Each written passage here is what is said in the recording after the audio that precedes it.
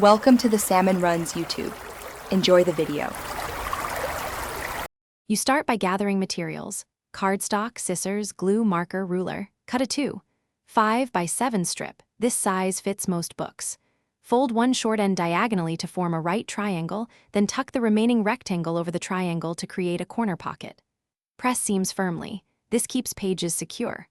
Once done, make sure edges align before gluing so the pocket sits flat. Trim any excess for a clean, professional look. You now shape the penguin. Draw a rounded head and an oval belly on contrasting cardstock, then cut them out. Glue the belly to the front of the pocket, centering it so the pocket still opens easily. Attach the head at the top edge so it peeks over the page when used. Add small flipper and foot shapes. Glue them slightly under the belly for depth. Once attached, press and let dry. This prevents pieces from lifting with handling. You finish by adding eyes, a small triangle beak, and marker details like a tummy line and eyebrow accents. These give personality. Seal outer seams with a thin glue strip to increase durability. Let it dry flat. Test the bookmark in a book corner to confirm fit and make final trims if needed. If glue seeps or pieces lift, separate gently, remove excess adhesive, and reglue in small amounts.